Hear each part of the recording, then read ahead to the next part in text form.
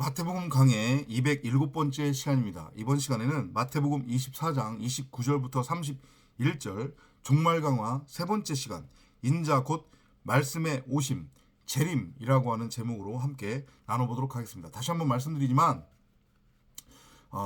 다니엘서 9장에 나오는 멸망에 가증한 것, 그리고 지금 마태복음 24장에서 주님께서 말씀하시는 멸망에 가증한 것, 그리고 다니엘서나 마태복음 24장 25장 그리고 계시록에서 말하는 그 종말 멸망이라고 하는 것은 이 물질 세상에 대한 이야기가 아니다. 바로 우리 90억 각 사람에 관한 이야기다. 나의 육신의 생각이 죽으면 그 육신의 생각이 바로 초림 예수로서의 엉뚱한 말, 율법이라고 하는 엉뚱한 말, 바로 선악나무이기 때문에 그 선악나무는 반드시 십자가를 통과를 해서 죽어야 합니다. 그러면 그 멸망, 그 죽음, 그 심판은 영원한 생명을 위한 창조로 완성이 되는 거고, 대신에 내가 왜 죽어야, 다나토스 십자가를 왜 통과해야 하는지, 죄가 무엇인지도 모르고, 내가 왜 죄인인지도 모르고, 여기에 지금 내가 왜 와 있는지도 모르고, 내가 어디로 가게 될지도 모르고, 오로지 눈에 보이는 것, 나타난 것이 전부고 진짜라고 여기며 선악의 율법을 자기 말로 가지고 세상 가치, 땅의 가치, 육적 가치를 추구하는 그런 삶을 살고 있다고 하면 그 사람은 멸망, 종말, 심판을 마찬가지로 통과를 하는데, 그건 그거야말로 영원한 멸망, 종말, 심판이다. 그리고 그 둘 모두 종말, 심판, 죽음을 다 이 호코스모스 세상에서 받게 된다. 이렇게 이해를 하시면 되겠습니다. 그 얘기를 쭉 15절부터 28절까지 하신 것이고, 자, 그럼 이제 29절부터 31절은 뭐냐? 그 두 가지 부류의 사람 중에서 내가 바로 선악의 율법이라고 하는 엉뚱한 말로서의 초림 예수인 선악나무, 율법나무구나. 그러면 그건 가짜니까 죽어야지. 정말 생명나무, 하나님이 말씀하셨던 그 동산 가운데 있는 생명나무는 내 밖에 있는 게 아니라 내 안에 있었네? 라고 하는 것을 알고 깨닫는 자들은 다나토스로 죽고 십자가를 반드시 통과를 한 후에 말씀 그리스도, 그러니까 그 말씀이라고 하는 씨를 남편으로 받아 창세기 1장 27절대로 씨 가진 여자, 남자인 여자, 자칼과 우 네케바, 말씀이신 하나님의 형상인 말씀 그 자체로 재창조가 된단 말이죠. 그러면 그게 창세기 1장 1절의 완성이에요. 말씀이신 그 그리스도 성령을 담고 있는 그 말씀의 집으로서의 성전, 그렇게 내가 재창조로 완성이 되는 겁니다. 그러면 내가 말씀이라고 하는 그리스도를 가진 집이 된 거니까 내 자신이 바로 말씀 그리스도, 말씀이 된 거예요. 그럼 내가 바로 신이 된 거란 말이에요. 성경이 말하는 그 신은 말을 의미하는 거라고 했어요. 말씀으로서의 말. 이해되죠? 무슨 얘기인지. 그러면 재림이 뭐라고 했습니까? 헬라어로 재림은 파루시아라고 했는데, 그 파루시아라고 하는 그 뜻이 뭐라고 했어요? 말씀이 임함, 곧 오순절 성령 사건이 그거의 모형인데, 말씀이라고 하는 성령이 나한테 임하게 되는 거예요. 나라는 머리는 잘려져 나갔고 말씀 그리스도를 머리로 넘겨받는 거죠. 그러면 그게 바로 재림이 내 안에서 성취가 되는 거예요. 성전으로 내가 완성이 되는 거란 말이에요. 이해되죠? 그러기 위해서는 반드시 내가 십자가를 통과를 해야 된다.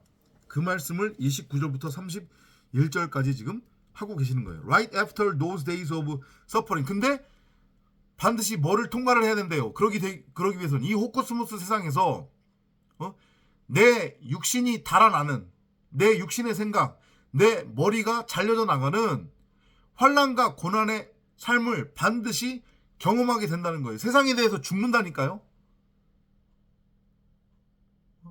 이걸 여러분들이 명심하셔야 돼요. 협박하는 거 아니에요, 여러분들. 겁주는 거 아니란 말이에요. 근데 어떻게 예수 믿으면 이 땅에서 잘 먹고 잘 살고 내 삶이 변화가 되고 내가 원하는 가치를 추구할 수 있다라는 얘기가 나오냔 말이에요. 성경 어디에 그런 얘기가 있냔 말이죠. 응? 인생 자체가 성도로서의 에클레시아, 교회들의 이 땅에서의 삶 자체가 고난이고 환난이라고 그러는데, 그리고 그것을 반드시 경험하게 된다고 그러는데, 그리고 그 과정을 통과를 해야 내가 바로 가나안 땅이 된다고 그러는데, 지금 아셨죠? 무슨 의미인지. 그죠? The sun will become dark and the moon will no longer shine. 환난 후에 해가 어두워질 거래요. 왜냐? 이게 의미하는 게 뭐예요? 하늘 아래에 있는 모든 것, 나타난 것으로서의 이 현상적인 것들, 물질 세상. 근데 아까 전에 뭐라고 했습니까? 그 모든 것은 육신의 생각, 선악이라고 하는 율법으로서의 나라고 하는 육신의 생각이 만들어낸 허구라고 그랬잖아요. 꿈이라고 그랬잖아요. 환상이라고 그랬잖아요. 그래서 솔로몬이 그 고백을 하는 거예요. 잠언에서 해 아래에 있는 모든 것들은 허무하다고 하는 게 무슨 그냥 철학적 고찰이나 아니면 그럴듯한 멋진 말을 하려고 그런 말을 떠올려서 그런 얘기를 한 게 아니란 말이에요. 솔로몬도 복음이 뭔지 진리가 뭔지를 알아먹었다는 얘기죠. 그러니까 그런 얘기를 하는 거예요. 결국 이 세상은 하나님의 말씀으로서의 생명나무를 내 보기에 오른 대로 내 멋대로 내 소견대로 육신의 종욕 안목의 정욕 이생의 자랑의 눈으로 잘못 바라보고 선악이라고 하는 율법으로서의 선악나무로 착각했던 나라고 하는 육신의 생각이 만들어낸 이거 다 가짜였구나. 그러니까 당연히 하늘 아래에 있는 모든 것들, 해 아래에 있는 모든 것들은 다 이건 아무것도 아닌 거예요. 그냥 그림자고 모형이고 꿈이고 허상이란 말이죠. 이해돼요? 그러니까 반복해서 말씀드리지만 내가 진리를 깨달았어요. 내 안에 생명나무를 봤단 말이죠. 그래서 내가 말씀 그리스도가 됐어요. 창세기 1장 1절대로 말씀을 담은 그 말씀의 집. 그러면 육신의 생각이 더 이상 존재하지 않은 거니까 내 밖의 세상은 그 육신의 생각이, 나의 육신의 생각이, 예전에 육신의 생각이 만들어낸 거라면서요. 그죠? 근데 육신의 생각이 죽었어. 그러면 내 입장에선 더 이상 내 밖에 이 세상이 있는 거예요? 없는 거예요? 없는 거잖아요. 아셨죠? 응? 그 얘기예요. 그게 바로 종말이잖아요. 말 그대로. 세상에 대해서 내가 죽은 거, 율법에 대해서 내가 죽은 거, 율법나무로서의 나라고 하는 거스람, 육신의 생각이 죽은 거. 그러니까 내 밖에 요 호코스모스 세상은 더 이상 나한테는 존재하지 않는 거라니까요. 아무런 의미가 없다니까요. 그게 바로 성경이 말하는 종말이에요. 주님이 말씀하시는 종말. And the moon will no longer shine. 달이 의미하는 게 뭐라고 했어요? 달은 자체 발광을 못한다고 했죠. 그죠? 태양으로부터 빛을 받아서 발산하는 거라고 했잖아요. 그래서 달이 의미하는 건 뭐라고 했어요? 달 율법을 의미하는 거였잖아요. 그러니까 똑같은 얘기. 율법에 대해서 내가 완전히 죽는 거예요. 반면에 무슨 얘기가 나와요? The stars will fall and the flowers in the sky. 같은 얘기네요. 별들이 하늘에서 떨어지며 하늘의 권능들이 흔들리더라.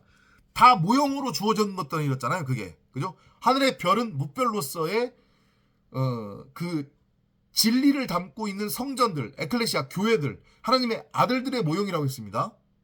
그죠? 근데 그 모형으로 주어진 것들, 그림자로 주어진 하여튼 내 밖에 있는 모든 것들, 이건 다 하늘의 것의 모형이라고 했는데 내가 하늘이 됐고 내가 하늘로 완성이 된 거잖아요.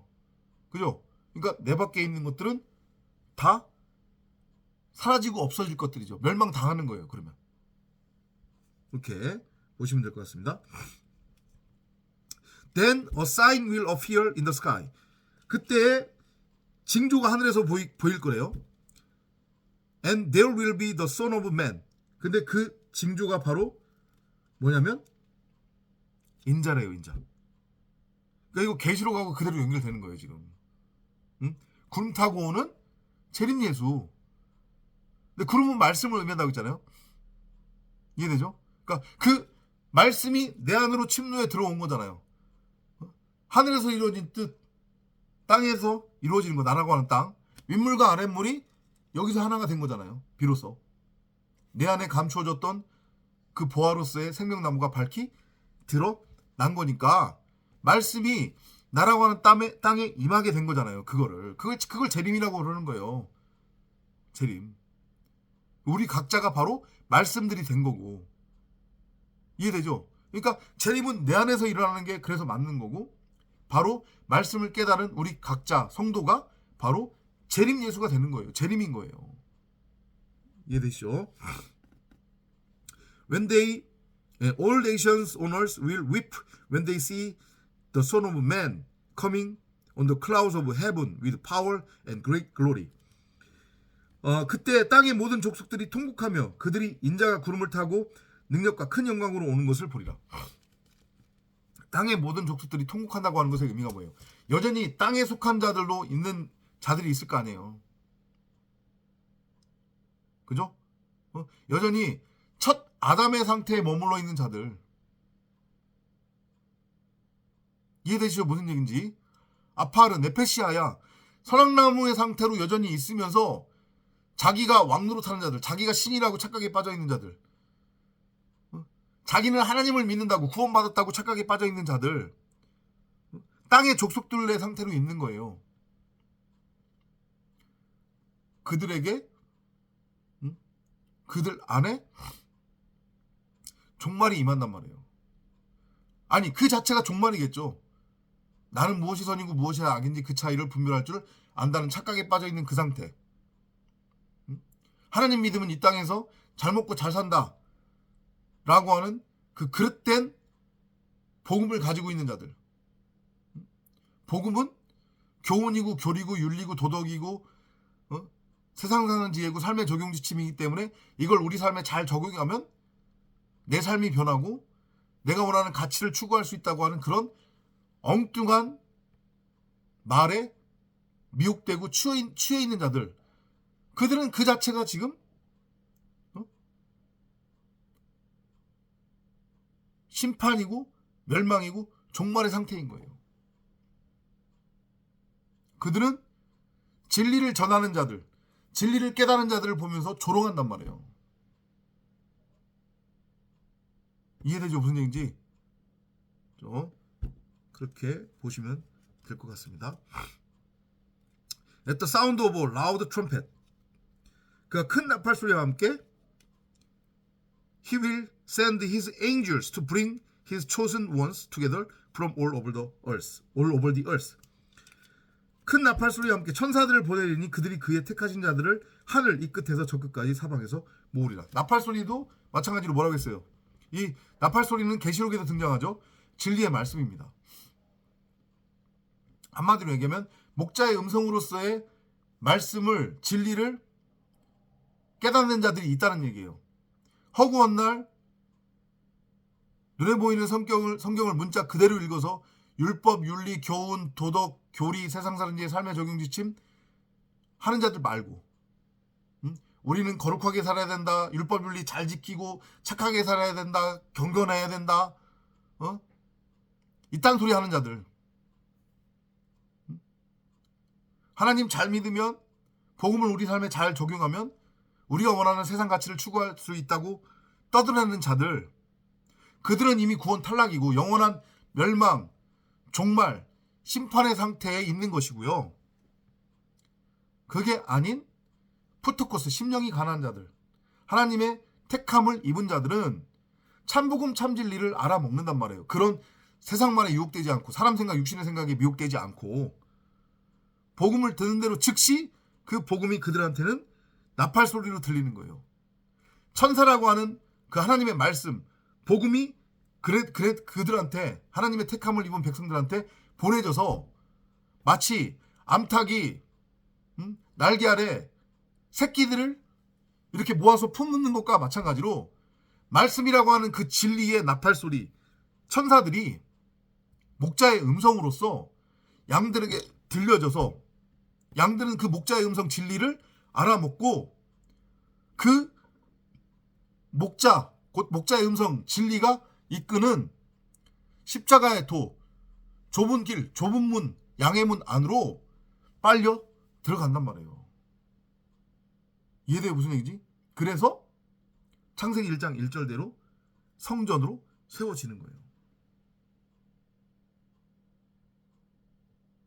아셨죠? 종말, 심판, 구원의 의미. 그리고 그것이 어디에서 일어나는 것인지. 여러분들이 여기까지 잘못 알고 있었던. 요거 벗으면